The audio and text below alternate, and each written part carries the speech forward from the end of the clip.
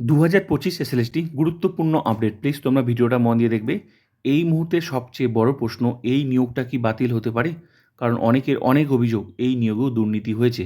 2016 untainted teacher যারা স্কুলে যাচ্ছে তারা দুর্নীতি করে পরীক্ষায় পাশ করেছে। একটা কথা মনে রাখবে, যদি কারো বিরুদ্ধে দুর্নীতির প্রমাণ পাওয়া যায়, সেটা ফ্রেশার্স হোক বা ইন সার্ভিস হোক, যদি পাওয়া যায় কারো বিরুদ্ধে দুর্নীতির প্রমাণ, তাহলে তার চাকরিটাই বাতিল হবে, সবার না। আমি তোমাদের ডকুমেন্টস দেখাচ্ছি। আবার অনেকের অনেক অভিযোগ যে 2016 টিচার্সরা হচ্ছে টেন্টেড, আনটেন্টেড না। তো আমি তোমাদের এই অর্ডারটা দেখাচ্ছি তাদের জন্য। এখানে কি লেখা আছে? টেন্টেড না আনটেন্টেড? আনটেন্টেড। এটা কে বলেছে? সুপ্রিম কোর্ট বলেছে। তার মানে 2016 যারা স্কুলে যাচ্ছে তারা কিন্তু টেন্টেড না, তারা কিন্তু আনটেন্টেড। আমি তোমাদের প্রমাণ দেখালাম। এখানে কি লেখা আছে তোমরা ভালো করে দেখে নাও, আনটেন্টেড। আবার অনেকের অভিযোগ এক্সটেনশন হবে না, হবে না। তো এই অর্ডারটা ভালো করে তোমরা দেখো, এখানে কি বলা আছে। এই নিয়োগ ক্যান্সেল হবে না, কিন্তু যার বিরুদ্ধে দুর্নীতির প্রমাণ পাওয়া যাবে, সে যেই হোক, ফ্রেশার্স হোক বা ইন সার্ভিস হোক, তার চাকরি বাতিল হবে। তো এবার ভালো করে দেখো, অনেকের অভিযোগ যে এক্সটেনশন আর হবে না, সুপ্রিম কোর্ট এক্সটেনশন দেবে না। এখানে কি বলা আছে তোমরা ভালো করে দেখো। আগে কি ছিল? 31/12/2025 পর্যন্ত আগে এক্সটেনশন ছিল। তার মধ্যে নিয়োগটা কমপ্লিট করার কথা ছিল, কিন্তু কমপ্লিট হয়নি, মানে নিয়োগটা কমপ্লিট হয়নি, যার জন্য আবার এক্সটেনশন করেছে। তো তখন কি লাস্ট কী করলো? 31/8/2026, এবছর এই মাসই 31 তারিখ পর্যন্ত এক্সটেনশন। এর মধ্যে নিয়োগটা কমপ্লিট করতে হতো, সেই হিসাবে তাদের বেতন চালু থাকতো, কিন্তু কমপ্লিট হলো না। তো তখন হলো না, তো সুপ্রিম কোর্টের তো অর্ডার ছিল, তো হলো না যখন, তো নিশ্চয়ই আবার এক্সটেনশন হবে, এক্সটেনশনও হবে, এক্সটেনশনও 100% হবে।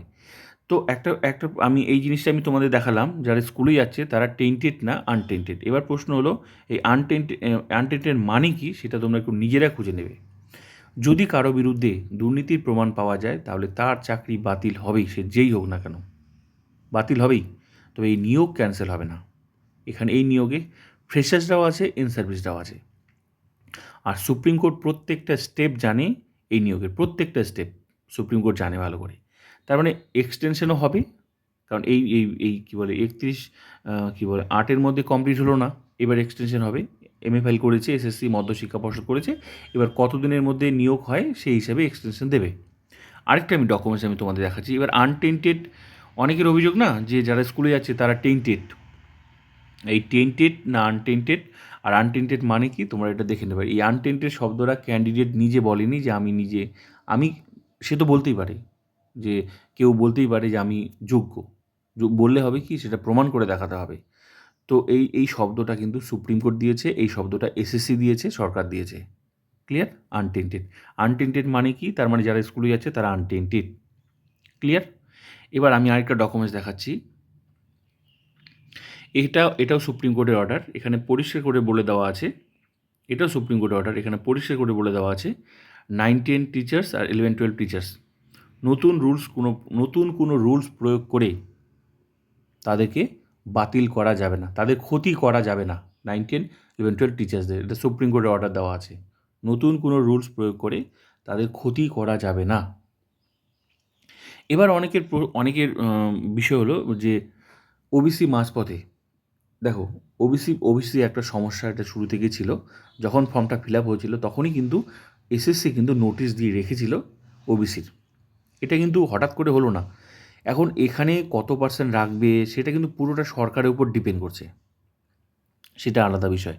কিন্তু এই যে ওবিসি যে সমস্যাটা আসলো, এটা কিন্তু সবাই জানতো, কারণ এটা ফর্ম ফিল আপের সময় ছিল। এবার বিষয় হলো এই নিয়োগে সেটা অ্যাপ্লাই করবে কি করবে না, সেটা পুরোটা সরকারের উপর ডিপেন্ড করছে। ঠিক আছে? কিন্তু হ্যাঁ, এটা ঠিক যে ওবিসিটা শুরুতেই সমস্যা ছিল, শুরুতেই, কারণ এটা অলরেডি হাইকোর্টে ক্যান্সেল করেছিল, তারপর আগের সরকার সুপ্রিম কোর্টে গিয়েছিল। তো ফর্ম ফিল আপ তবুও ফর্ম ফিল আপ করে দিয়েছিল, মানে ফর্ম ফিল আপ শুরু হয়ে গেছিলো। তো সেই সময় নোটিশ দিয়েও রেখেছিল এসএসসি যে এই মানে ওবিসিদের জন্য। তো যার জন্যই এই সমস্যাটা কিন্তু নতুন করে আসলো। আর এই সরকার কিন্তু প্রত্যেকটা আইন মানে, এই সরকার কিন্তু আলাদা সরকার, মানে আইনের বিরুদ্ধে যাবে না এই সরকার। যার জন্যই যেহেতু আগে হচ্ছে ওই মানে হাইকোর্ট থেকে বাতিল করে দিয়েছিল, তারপরে এসএসসিও কী বলে ওবিসি নিয়ে একটা নোটিশ দিয়ে রেখেছিল, যার জন্যই এই সমস্যাটা হলো। সেটা এখন ভবিষ্যতে এবার সুপ্রিম কোর্টে কেস হয়েছে, এই যে তোমার কী বলে 24 তারিখে শুনানি আছে, ওবিসি 7% করা হলো কেন, সেটা সুপ্রিম কোর্ট সিদ্ধান্ত নেবে, সেটা আলাদা বিষয়। কিন্তু এই সমস্যাটা হওয়ারই ছিল, সেটা সবাই জানি, ওবিসি সমস্যাটা। কিন্তু এখানে আরেকটা জিনিস দেখো, মাঝপথে কোনো রুলস প্রয়োগ করা যাবে না। ওবিসিটা বাদ দিয়ে এই যে অনেকের অনেক অভিযোগ না, যে এক্সপায়ারি প্যানেল বাদ দিতে হবে, এক্সপিরিয়েন্স বাদ দিতে হবে, গ্যাজেট মেনে সবাই পরীক্ষা দিয়েছে। তো তাদের জন্য আমি বলছি, এটা দেখো, এই যে নতুন কোনো রুলস প্রয়োগ করে তাদের ক্ষতি করা যাবে না। ক্লিয়ার? এবার বিষয় হলো, কারো বিরুদ্ধে যদি এই নিয়োগে দুর্নীতির প্রমাণ পাওয়া যায়, তাহলে তার চাকরিটাই বাতিল হবে, সবার না। এই যে 2025 এসএলএসটি কেন হলো? 2016-তে দুর্নীতি হয়েছিল। এবার অনেকের অভিযোগ যে যারা স্কুলে যাচ্ছে, মানে যারা স্কুলে যাচ্ছে তারা হচ্ছে তারা দুর্নীতি করে পাশ করেছে। একই অভিযোগ ছিল 2016-তেও, একই অভিযোগ ছিল যে সবাই সেই সময় যারা চাকরি করছিল সবাই দুর্নীতি করে চাকরি পেয়েছে। একটা সময় ছিল যে যোগ্যরা রাস্তায়, অযোগ্যরা স্কুলে। আজ কিন্তু ওএমআর কিন্তু পাবলিশ হয়ে গেছে। এখনও পর্যন্ত কেউ প্রমাণ করতে পারলো না।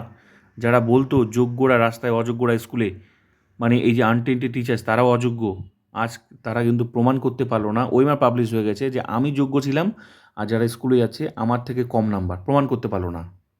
ওএমআর পাবলিশ হয়ে গেছে, কিন্তু ওএমআর পাবলিশ করার পরও এমন একটাও অভিযোগ সামনে আসলো না যে অনেকে বলছিল না যে কারো নাম্বার বলে কমিয়ে দেওয়া হয়েছে, আবার অনেকের নাম্বার বলে বাড়িয়ে দেওয়া হয়েছে। তো নাম্বার যদি কাউকে কমিয়ে দেওয়া হতো, যারা স্কুলে যাচ্ছে, বেতন পাচ্ছে, আনটেন্টেড টিচার্স, সিবিআই তো সব কিছু প্রমাণ করে দিয়েছে কারা টেন্টেড কারা আনটেন্টেড। এসএসসি, সরকার সব প্রমাণ করে দিয়েছে, আনটেন্টেডরা স্কুল যাচ্ছে। তো এখন তো 2016-র ওএমআর পাবলিশ হয়ে গেছে। অনেকে তো অনেক অভিযোগ ছিল, কারো নাম্বার কমিয়ে দেওয়া হয়েছে, কারো নাম্বার বাড়িয়ে দেওয়া হয়েছে। আমাকে কমিয়ে ফেল করানো হয়েছে, কাউকে বাড়িয়ে পাস করানো হয়েছে। তো কাদের বাড়িয়ে পাস করানো হয়েছে সেটা তো এসএসসি, সরকার, সিবিআই লিস্ট দিয়েছে। সুপ্রিম কোর্টও জানে, সুপ্রিম কোর্টের কাছেও জমা আছে। এবার যারা স্কুলে যাচ্ছে তারা তো আনটেন্টেড, তাদের বিরুদ্ধে কোনো দুর্নীতি নেই, অথচ এখনও কিন্তু বিশ্বাস করে তাদের নাম্বার বাড়িয়ে দেওয়া হয়েছে। কিন্তু তারপর কিন্তু ওএমআর পাবলিশ হয়ে গেল। তো এরকম কোনো অভিযোগ সামনে আসলো না যে 2016-তে সবাই অযোগ্য। কেউ প্রমাণ করতে পারলো না এখনও যে যারা স্কুলে যাচ্ছে তাদের নাম্বার বাড়িয়ে দেওয়া হয়েছে, আর যারা কী বলে পাস করেনি তাদের নাম্বার কমিয়ে দেওয়া হয়েছে, কারণ ওএমআর তো পাবলিশ হয়ে গেছে। তাহলে সেই সময় কিন্তু অভিযোগ ছিল যে 2016-তে সবাই দুর্নীতি করে চাকরি পেয়েছে। আজকে ওএমআর পাবলিশ হয়ে গেছে, তো যারা স্কুলে যাচ্ছে প্রমাণ দেখাও, তাদের বেতনটা বন্ধ করানো যাবে। কিন্তু কেউ প্রমাণ করতে পারলো না যারা স্কুলে যাচ্ছে তাদের নাম্বার বাড়িয়ে দেওয়া হয়েছে, কেউ প্রমাণ করতে পারলো না। ওএমআর তো পাবলিশড। অনেকে তো অভিযোগ করতে পারে আমি পাস করার যোগ্য ছিলাম, আমার নাম্বার কমিয়ে দেওয়া হয়েছে, আর যারা স্কুলে যাচ্ছে তাদের নাম্বার বেশি, ওএমআর আছে পাবলিশ করা, দেখাও প্রমাণ, যাও প্রমাণ করে দাও। কিন্তু কেউ প্রমাণ করতে পারলো না। যারা স্কুলে যাচ্ছে তারা হচ্ছে যে তাদের নাম্বার বাড়ানো হয়েছে, তার মানে তাদের নাম্বার সিবিআই যেভাবে দিয়েছে, এসএসসি যেভাবে দিয়েছে একদম ঠিক আছে। তো সেই সময় এই অভিযোগটাই ছিল যে সবাই নাকি দুর্নীতি করে চাকরি পেয়েছে। তো সবাই দুর্নীতি করে একটা নিয়োগে কখনোই চাকরি পেতে পারে না।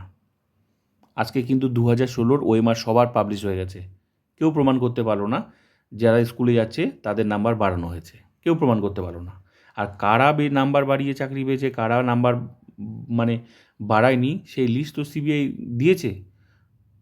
যারা আনটেন্টেড তারা তো স্কুলে যাচ্ছে, তার মানে যারা স্কুলে যাচ্ছে তারা কিন্তু দুর্নীতি করে চাকরি পায়নি, ওএমআরও প্রকাশ আছে।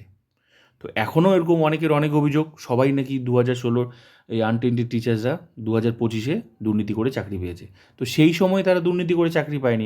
আমি এই জিনিসটা বুঝতে পারি না, যে 2016-তে দুর্নীতি করে চাকরি পায়নি সে 2025-এ কীভাবে দুর্নীতি করবে? আর যদি করেও থাকে তাহলে তার চাকরি 100% বাতিল হবে। একটা কথা মনে রাখবে, সে যদি করেও থাকে 100% তার চাকরি বাতিল হবেই। কিন্তু আরেকটা কথা মনে রাখবে, যে আনটেন্টেড সে দুর্নীতির সাহায্য নেবে কেন? 2016-তেও তাদের বিরুদ্ধে অভিযোগ ছিল, তাদের ওএমআর কিন্তু এখন প্রকাশ, কেউ প্রমাণ করতে পারলো না যে তার তার নাম্বার বাড়ানো হয়েছে। ওএমআর তো এখন প্রকাশ, একটা ক্যান্ডিডেটকে এরকম খুঁজে পাওয়া গেল না যে আমাকে ফেল করানো হয়েছে আর যারা স্কুলে যাচ্ছে তাদেরকে জোর করে নাম্বার বাড়িয়ে দেওয়া হয়েছে। ওএমআর প্রকাশ, কেউ কিন্তু আর সেই বিষয় নিয়ে কেউ বলছে না। তো এটুকুই আমি বলতে চাচ্ছি, যার বিরুদ্ধে দুর্নীতির প্রমাণ আছে তার চাকরি 100% বাতিল হবে, আজ হোক কাল হোক বাতিল হবেই, সে যেই হোক না কেন, দুর্নীতির যদি প্রমাণ পাওয়া যায়। তো এই নিয়োগটা 100% হবে। অভিযোগ থাকতেই পারে মানুষের, 2016তেও ছিল, অনেকের অনেক অভিযোগ ছিল, সবাই নাকি দুর্নীতি করে চাকরি পেয়েছে, কিন্তু সবাই দুর্নীতি করে চাকরি পেতে পারে না। আরেকটা জিনিস মনে রাখবে, আমিও একটা বিষয় বুঝি না, যে আনটেন্টেড, যে যোগ্য, সে দুর্নীতি সাহায্য নেবে কেন? 2016তে নেয়নি, 2025-এ কেন সাহায্য নেবে?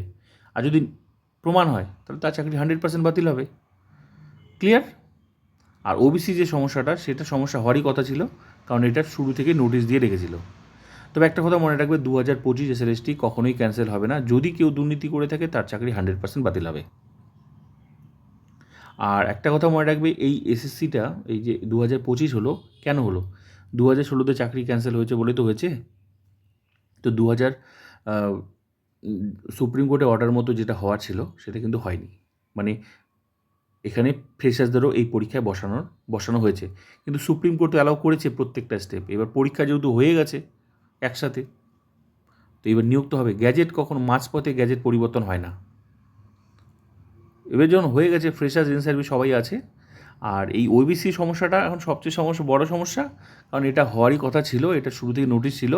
এবার সুপ্রিম কোর্টের কেস আছে 24 তারিখে, দেখা যাক কী হয়। 7% নাকি 17% কী করে, সেটা পুরোটাই এখন সুপ্রিম কোর্টের কাছে।